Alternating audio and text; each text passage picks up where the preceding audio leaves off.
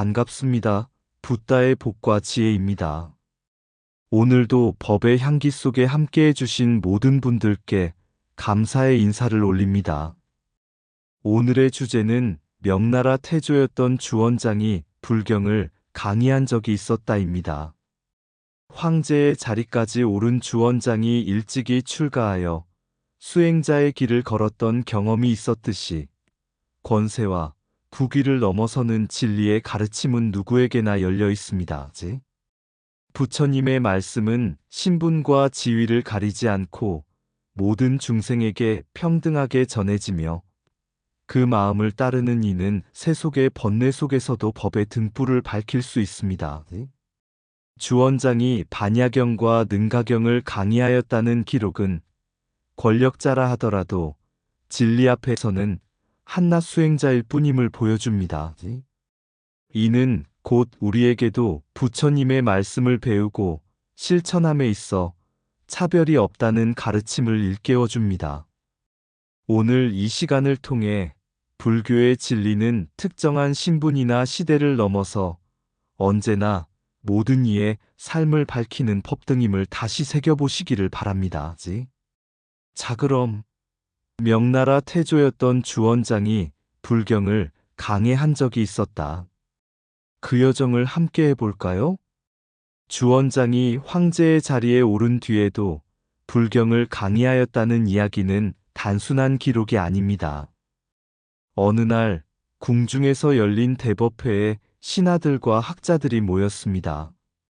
황제는 평소와 달리 황제의 위엄을 내려놓고 손수반야경의 한 구절을 펼쳐들었습니다.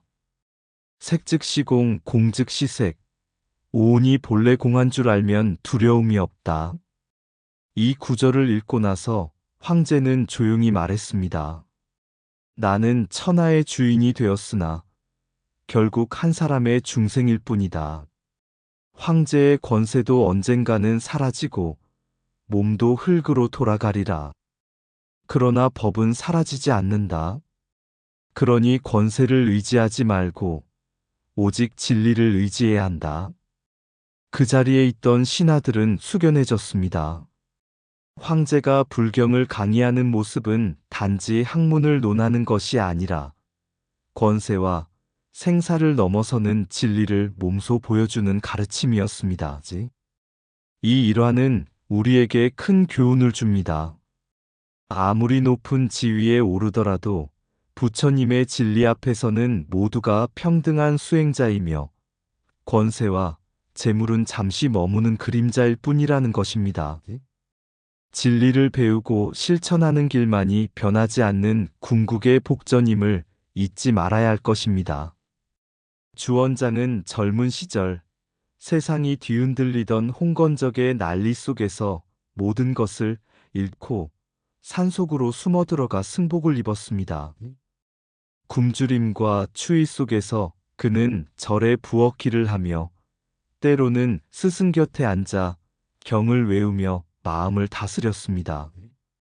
비록 깊이 있는 수행자가 되지는 못했지만 그때의 경험은 그의 가슴 속에 지울 수 없는 흔적으로 남았습니다. 세월이 흘러 전쟁의 소용돌이가 그를 황제의 자리로 이끌었을 때 주원장은 환속했음에도 불교에 대한 애정을 버리지 못했습니다. 그는 늘 말했습니다. 내가 가난하고 굶주리던 시절 내 마음을 붙들어준 것은 부처님의 말씀뿐이었다. 그래서 그는 유교를 중심으로 나라를 다스리되 불교의 자비와 도교의 청정함도 존중했습니다. 유교는 백성을 안정시키는 도리, 불교는 중생을 위로하는 가르침, 도교는 삶의 여유를 주는 길이라 보았던 것입니다. 이 모습은 마치 부처님께서 설하신 중도의 길을 떠올리게 합니다.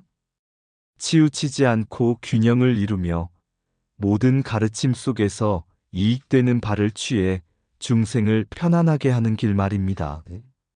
주원장의 생애는 우리에게 이렇게 가르칩니다. 삶이 고난에 휩싸일 때는 수행자의 마음으로 자신을 다스리고 권세와 힘을 얻었을 때는 그 힘을 중생을 위해 쓰라는 것입니다. 출가와 환속, 가난과 권세, 불교와 유교 그 모든 차이를 뛰어넘어 본질을 붙잡는 길이 바로 부처님께서 말씀하신 참된 길입니다. 가난 속에서 불법을 만난 이는 황제의 자리에서도 진리를 잊지 않는다. 출가와 환속은 다르지만 참된 마음은 언제나 수행자의 길 위에 있다. 권세는 잠시 빌린 옷일 뿐, 자비는 영원한 법의 빛이다. 전란 속에서 얻은 작은 법문이 천하를 다스리는 큰 지혜가 된다. 유교는 다스림의 길을, 불교는 자비의 길을, 도교는 청정의 길을 보여준다. 세속의 높은 자리도, 산사의 낮은 자리도 모두 수행의 한 터전이다. 황제의 힘은 백성을 굴복시키지만 부처님의 힘은 마음을 평화롭게 한다. 불교의 자비는 권세의 칼보다 깊이 세상을 다스린다. 출가자의 마음을 지닌 황제는 중생을 위한 임금이다. 배움은 신분을 가리지 않고 깨달음은 권세를 뛰어넘는다. 혼란한 세상에도 법의 씨앗은 사라지지 않는다. 지혜와 자비를 함께 세우는 길이 나라와 백성을 모두 살린다. 유불도의 가르침은 다르지 않다. 다만 실천하는 마음이 다를 뿐이다. 황제의 명령은 세상을 움직이지만 법의 가르침은 마음을 바꾼다. 부처님의 길은 출가와 환속을 넘어 중생을 이익되게 하는 길이다. 황제가 된 주원장은 단순히 정치를 하는 군주가 아니었습니다. 그는 종종 궁궐에서 신하들과 학자들을 모아 불경을 강의했습니다. 반야경을 펼치며 색즉시공 공즉시색을 설명할 때 그는 황제의 옷을 입고 있어도 그 자리에선 한 명의 수행자에 불과했습니다. 능가경을 해석하며 마음이 곧 부처다라는 구절을 설할 때 권세를 넘어선 진리의 세계를 드러내려 했습니다. 그러나 주원장은 당시 널리 퍼져 있던 원나라 라마불교의 주술적 성격을 엄격히 배척했습니다. 불교가 중생을 이롭게 하기보다 신비한 힘과 주술에 매달리는 모습을 그는 받아들이지 않았습니다. 그 대신 불교 본래의 자비와 지혜를 중시하며 백성을 이롭게 하고 나라를 안정시키는 종교적 개혁을 추진했습니다. 이러한 모습은 부처님께서도 경전 속에서 강조하신 바와 닮아 있습니다. 법은 중생을 위하여 있는 것이지 형식이나 신비를 위하여 있는 것이 아니다. 부처님은 기적보다도 바른 수행과 실천을 통해 중생의 마음을 맑히는 길을 중시하셨습니다. 주원장의 행보는 우리에게 이런 깨달음을 줍니다.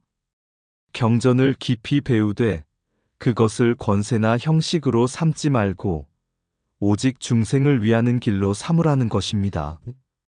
그리고 참된 불교는 주술적 힘에 있지 않고 고통받는 이들의 삶을 밝히는 자비와 지혜에 있다는 사실을 일깨워 줍니다. 경전을 읽는 이는 학자가 되고 경전을 실천하는 이는 부처가 된다. 황제의 옷을 입어도 법 앞에서는 한 명의 수행자일 뿐이다. 반야의 지혜는 권세보다 크고 능가의 가르침은 신비보다 깊다.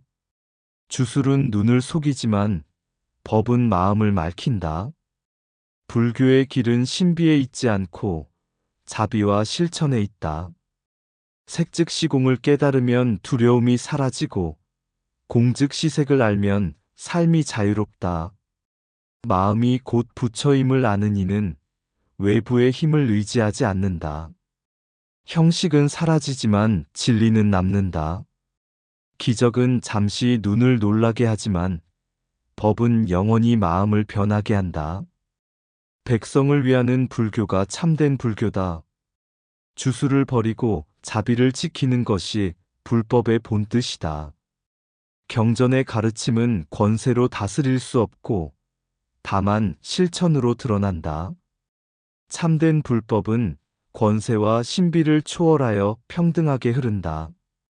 종교는 나라의 장식이 아니라 백성을 이롭게 하는 길이어야 한다. 불법을 바르게 세우는 것은 중생을 이롭게 하고 세상을 밝히는 일이다. 주원장은 나라를 다스리는 데 있어 한 종교만을 내세우지 않았습니다. 그는 유교, 불교, 도교가 서로 대립하기보다는 조화를 이루어야 한다고 보았습니다. 유교는 백성의 도리를 바로 세우고 불교는 마음을 어루만져 자비를 심으며 도교는 세속을 넘어선 청정과 여유를 일깨우는 힘이 있다고 생각했습니다. 그러나 그는 단순히 모든 종교가 같다고 주장한 것이 아니었습니다. 종교가 다르면 그 길도 다르고 가르침의 핵심도 다릅니다. 만일 이를 억지로 하나로 묶어버리면 각 종교의 뿌리와 정체성이 사라지고 맙니다. 주원장은 그 점을 알고 있었습니다. 그래서 삼교합일이란 말은 모든 종교를 하나로 섞자는 뜻이 아니라 각 종교가 지닌 장점을 살려 백성과 나라를 이롭게 하자는 실천적 지향이었습니다. 이것은 부처님께서도 말씀하신 중도의 길과 통합니다. 극단을 버리고 치우침 없이 조화를 이루어 모두를 이롭게 하는 길 말입니다. 부처님은 제자들에게 어떤 가르침이라도 중생에게 이익이 된다면 그것을 취하라고 하셨습니다. 주원장의 삼교합일은 바로 이런 뜻과 닮아 있습니다. 유교의 질서, 불교의 자비, 도교의 청정함이 어울릴 때 한 나라의 통치는 단단해지고 백성은 안심할 수 있습니다. 각 종교가 가진 고유의 빛을 존중하면서도 그것을 국가와 백성의 삶 속에 녹여낸다면 그 사회는 균형과 평화를 향해 나아갈 수 있습니다. 즉, 진리의 다양성을 존중하면서도 그 모든 길을 백성의 행복과 중생의 이익을 위해 활용하는 것, 이것이야말로 부처님의 참뜻을 담은 삼교합일의 올바른 모습이라 할 수 있습니다. 진리는 여러 길로 드러나지만 그 근원은 하나의 자비에 있다. 유교는 질서를 세우고 불교는 자비를 심으며 도교는 청정을 가르친다. 서로 다른 종교가 다투지 않고 조화할 때 백성은 편안하다. 종교의 목적은 승리가 아니라 중생을 이롭게 함에 있다. 차이를 존중하는 것이야말로 참된 합일이다. 유불도의 빛은 다르지만 어둠을 밝히는 뜻은 같다. 나라를 다스리는 큰 지혜는 종교의 다툼을 넘어선 곳에 있다. 중도의 길은 극단을 버리고 서로의 장점을 살리는 길이다. 진리를 억지로 섞으면 혼탁해지고 존중하며 모으면 맑아진다. 모든 가르침은 중생을 향할 때 그 가치를 얻는다. 유교의 충과 효, 불교의 자비, 도교의 청정은 한 사회의 세 기둥이다. 종교는 다투기 위한 것이 아니라 백성을 살리기 위한 길이다. 하나를 내세워 다른 것을 억누르면 진리는 가려진다. 조화는 같음을 강요하는 데 있지 않고 다름을 인정하는 데 있다. 부처님의 길은 불교 안에만 있는 것이 아니라 모든 이익되는 가르침 속에 드러난다. 옛날 한 나라의 임금이 나라를 다스리는 도리를 깊이 고민하고 있었습니다. 그에게는 3명의 현인이 있었으니 한 사람은 유학을 닦아 인과 예를 강조하였고 다른 한 사람은 도교를 따르며 자연과 조화의 길을 설했으며 마지막 한 사람은 불법을 공부하여 자비와 지혜를 전하였습니다. 임금은 이 세 길이 서로 다르다 생각하여 어느 것이 참으로 나라를 다스리는 근본인가? 하고 물었습니다. 그때 불법을 전하는 현인이 조용히 대답했습니다.